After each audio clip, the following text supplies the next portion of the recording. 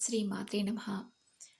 వీడియోని చూస్తున్న వాళ్ళందరూ ఒక లైక్ చేసి ఛానల్ని సబ్స్క్రైబ్ చేసుకోండి. మనం ఇంట్లో దేవునికి పూజ చేసేటప్పుడు దేవునికి నైవేద్యం సమర్పిస్తాం.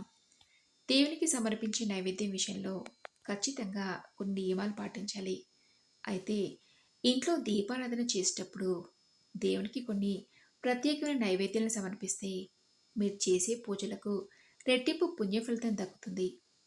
అలాగే దేవుని ఆశీర్వాదం సంపూర్ణత కలుగుతుంది. మీ జీవితంలో ఉన్న కష్టాలన్నీ తొలగిపోయి అఖండ కుబేర రాజయోగం సిద్ధిస్తుంది.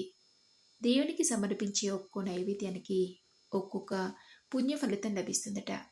కాబట్టి ఇంట్లో పూజ చేసేటప్పుడు దేవునికి ఏ నైవేద్యం సమర్పించాలి, ఏ నైవేద్యం సమర్పిస్తే అలాంటి ప్రయోజనాలు కలుగుతాయి అనే విషయాల గురించి ఈరోజు ఈ వీడియోలో తెలుసుకుందాం.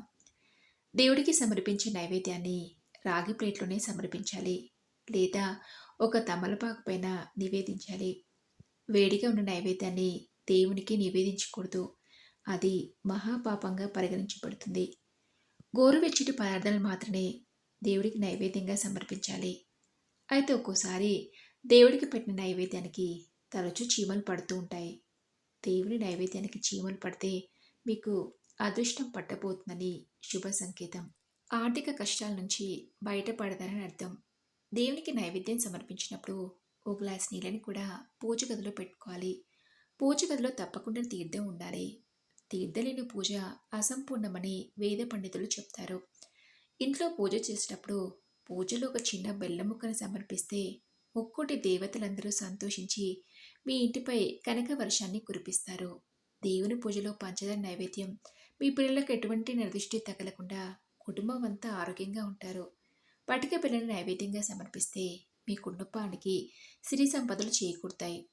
దేవునికి పూజలో నైవేద్యం నివేదించినప్పుడు నైవేద్యం చుట్టూ నీళ్ళను చిలకరించాలి.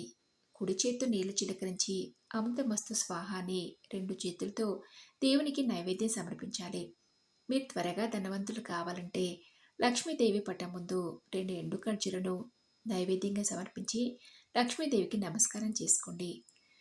లక్ష్మీదేవి అనుగ్రహంతో ఇల్లంతా సంతోషంగా ఉంటుంది. అలాగే మామిడి పళ్ళు నైవేద్యంగా సమర్పించండి. మీ ఆస్తిపాస్తులన్నీ రెట్టింపు అవుతాయి.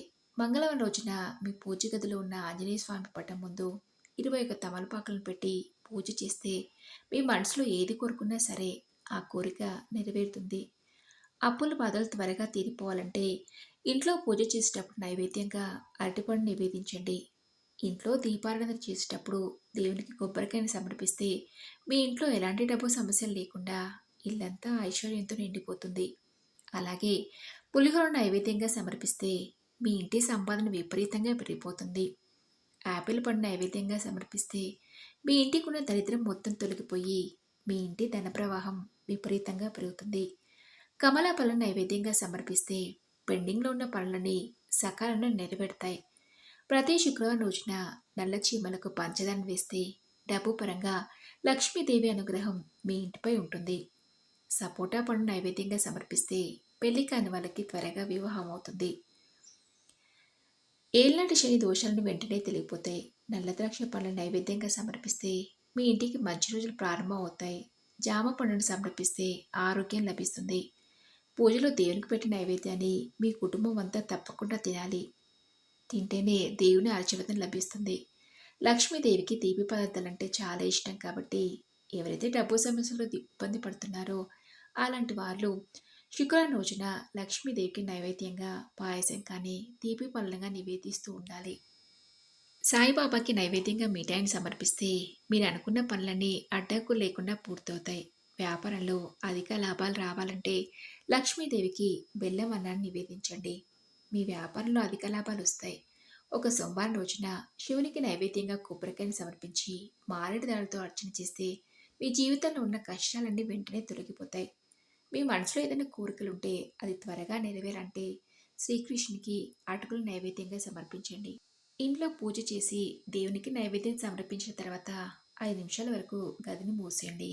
ఇలా చేస్తే దేవుని చల్లని చూపు నైవేద్యంపై పడుతుంది. ఈ విధంగా దేవునికి నైవేద్యాలు సమర్పిస్తే సకల శుభాలు కలుగుతాయి. మనస్ఫూర్తిగా చేసే ఏ నైవేద్యమైనా దేవుడు సంతోషంగా స్వీకరించి మన కోరికలు నెరవేరుస్తారని పండితులు చెప్తున్నారు. మరి ఈ ఇన్ఫర్మేషన్ మీకు నచ్చినట్లయితే తప్పకుండా ఒక లైక్ చేసి మీ ఫ్రెండ్స్కి, ఫ్యామిలీ మెంబర్స్కి షేర్ చేయండి. మరిన్ని మంచి విషయాల కోసం ఛానల్ని వెంటనే సబ్స్క్రైబ్ చేసుకొని పక్కనున్న బెల్ ఐకాన్ని క్లిక్ చేయండి. మరొక వీడియోతో మరిన్ని మంచి విషయాలతో మళ్ళీ కలుసుకుందాం.